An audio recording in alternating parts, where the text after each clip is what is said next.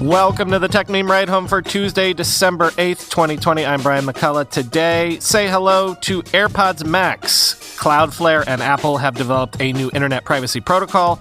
Google Stadia is finally flipping the switch on one of its biggest selling points. Uber is exiting the self-driving sweepstakes, but what does that mean for its future? And more fallout from that WarnerMedia streaming decision. Here's what you missed today in the world of tech. Apple has unveiled AirPods Max, over-the-ear headphones with noise cancellation, available from December 15th for $549, which seems pretty expensive for headphones, unless these are like the highest-end headphones one could even imagine.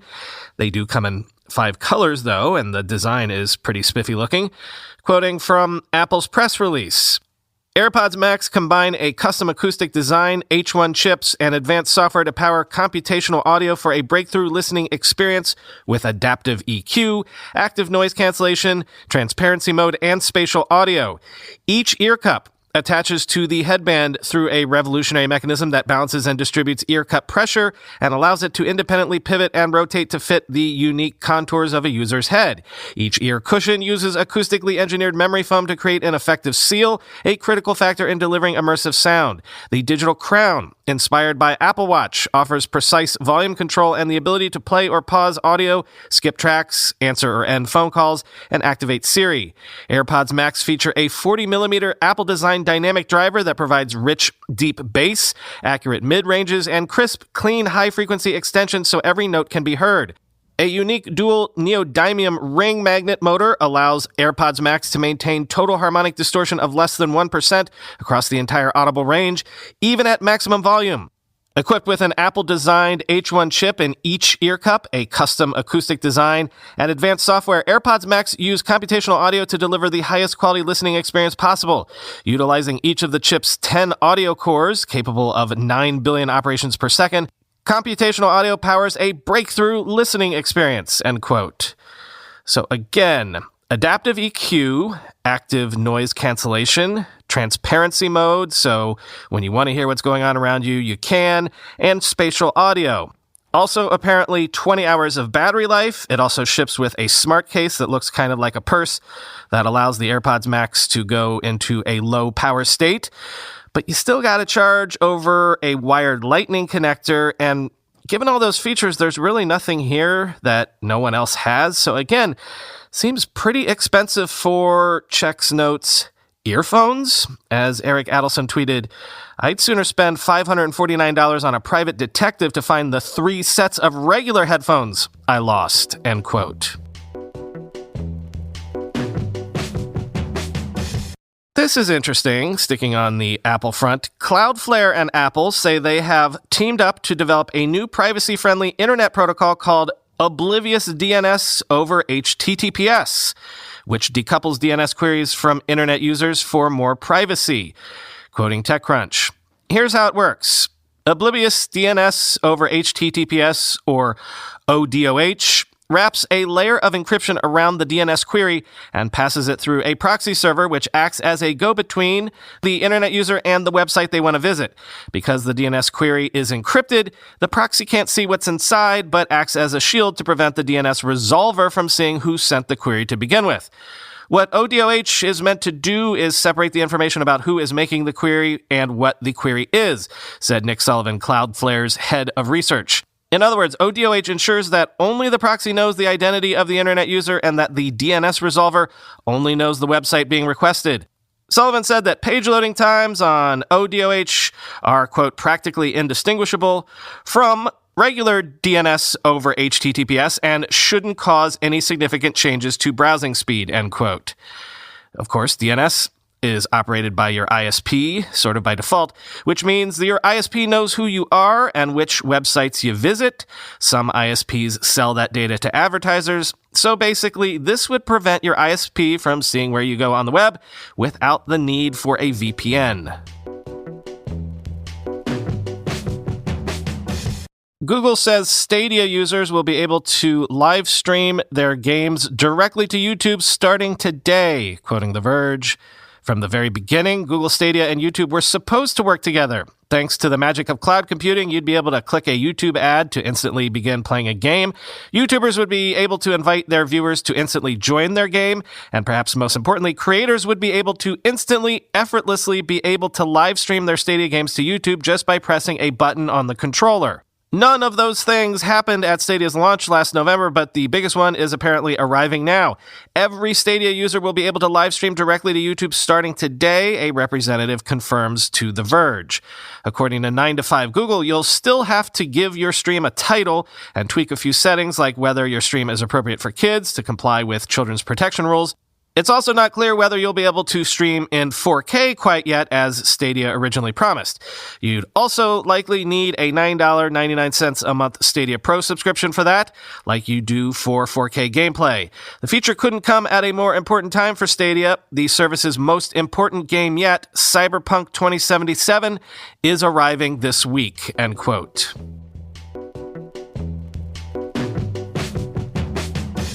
Samsung's SmartThings platform will support Google Nest devices beginning next month, quoting The Verge.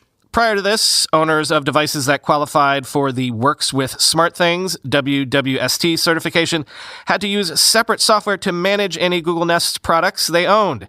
Following the launch of the integration next month, all Nest products will be compatible with the SmartThings platform and will qualify as WWST devices. The partnership further bolsters Samsung's smart home platform, which is one of the leading hub makers for managing smart home devices on the same network. Samsung purchased SmartThings in 2014 for $200 million due to the company's proficiency at helping smart home products communicate across various protocol standards. Since then, SmartThings has grown to support thousands of products as Samsung has pushed to integrate the platform with virtually every smart home brand on the market, with Google remaining a notable exception until today. Samsung says its platform now has more than 120 certified brands and more than 63 million active users, end quote.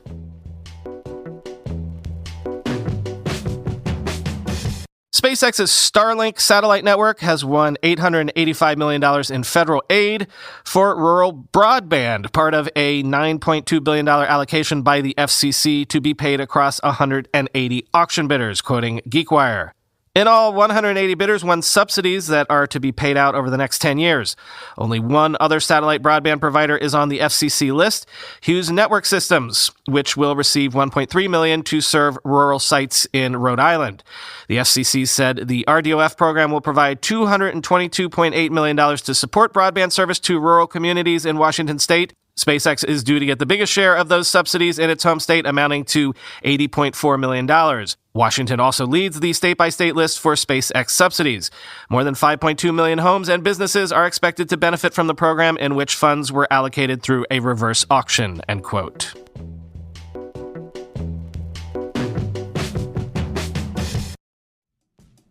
You know what makes this time of year truly wonderful? It's the music. And I'm getting my holiday music fix with Amazon Music. I've actually been an Amazon Music user since I got my first Echo. What was that, 6 years ago now? It literally is the best for doing simple things like asking Alexa to just play some holiday music. No need to make playlists, no need to search albums, no need to do anything.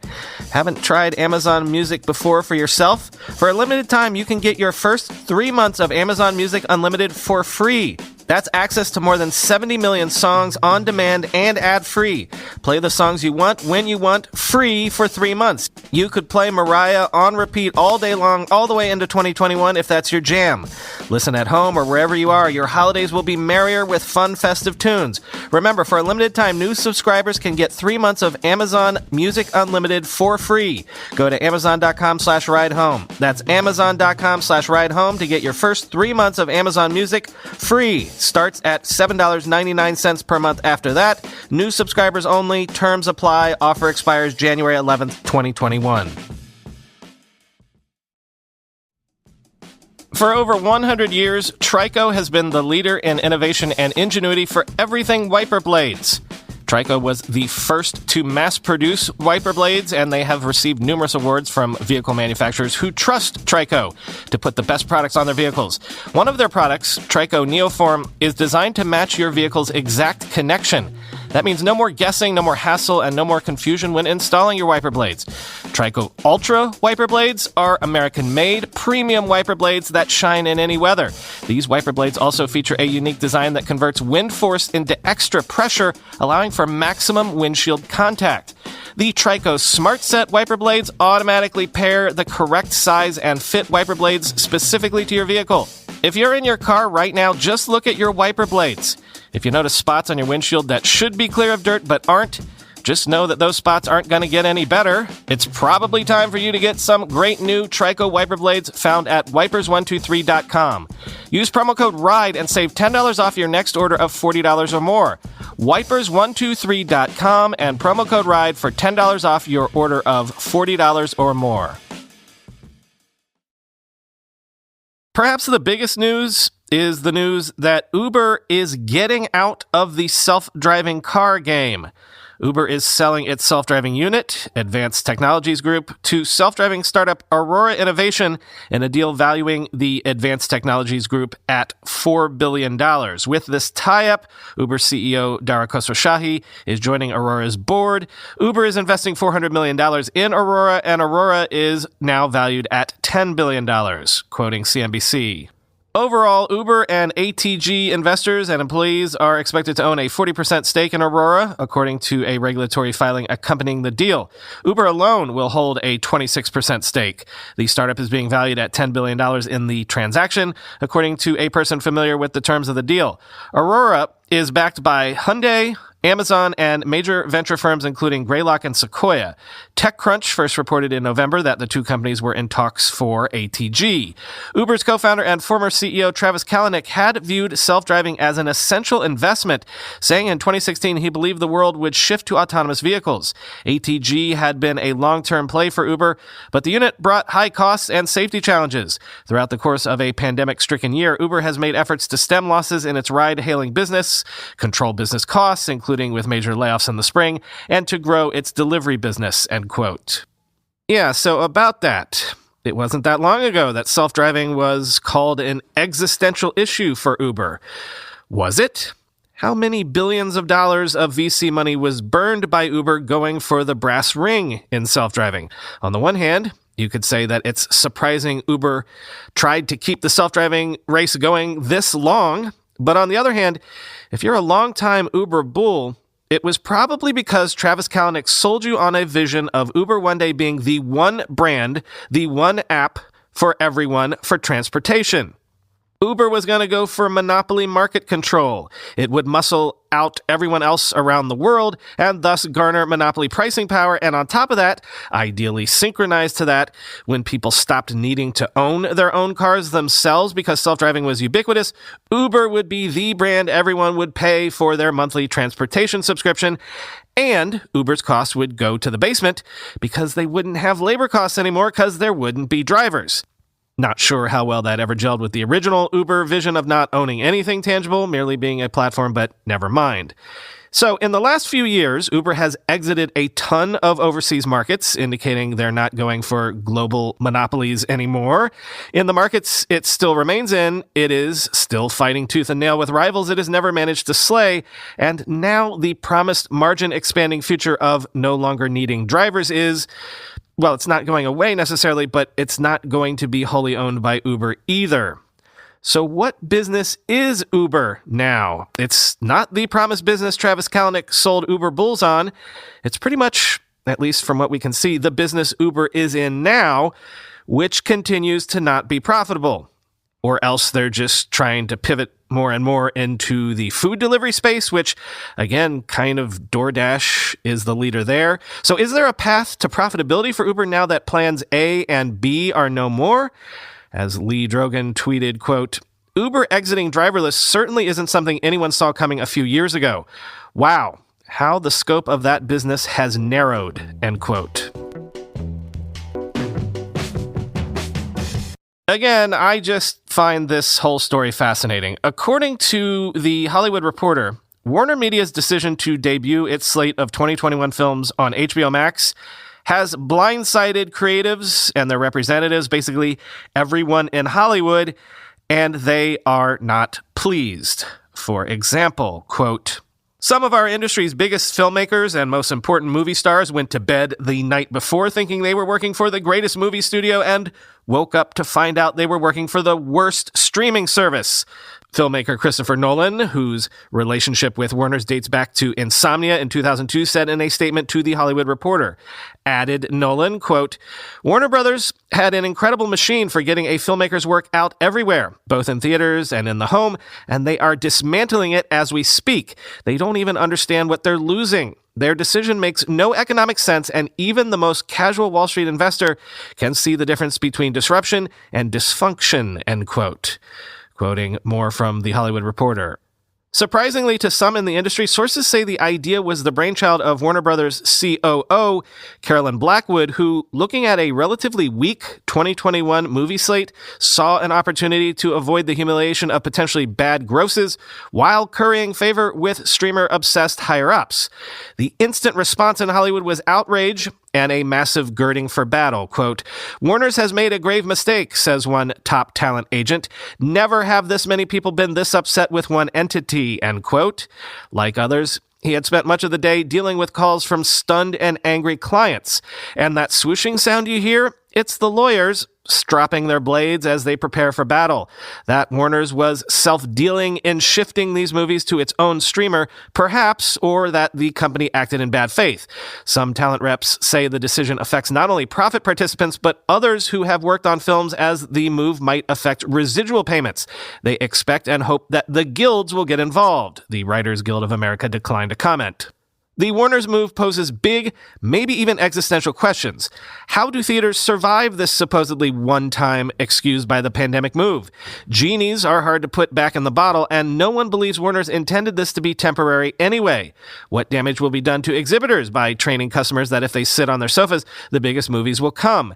And will Warner's face serious backlash from important producers, filmmakers, guilds, and on-screen talent? Quote, "Warner's was the quintessentially talent-friendly, filmmaker-friendly studio," says one agent. Now Warner's isn't the first place, second place, or third place you want to go, end quote.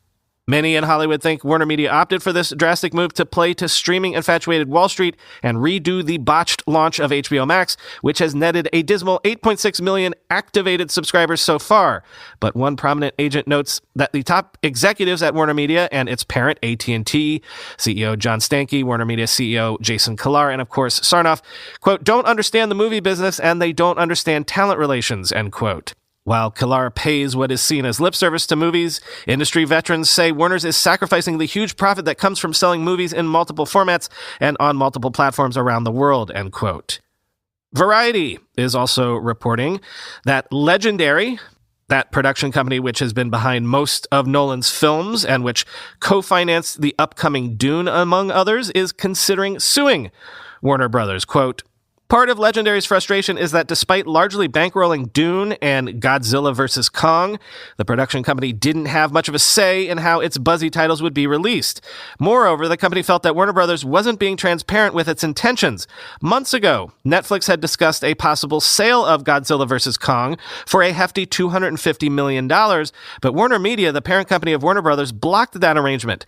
Legendary financed a significant portion of Dune, which cost roughly $175 million, and Godzilla vs. Kong, which carries a price tag around $160 million, end quote. Yeah, I'd be pissed if I ponied up a ton of money only to have the ability to make that money back taken out of my hands. Still, counterpoint, the rollout of Tenet was not exactly a financial success. Again, maybe this is making the best lemonade out of the lemons you've been dealt. And also this from Tanner Johnson, quote, "I totally understand the frustration. I miss movie theaters a lot. But these directors encouraging people to go to the theater during a pandemic is a bad look. So the options are put the entire slate on hold indefinitely or use what you got and stream it," end quote.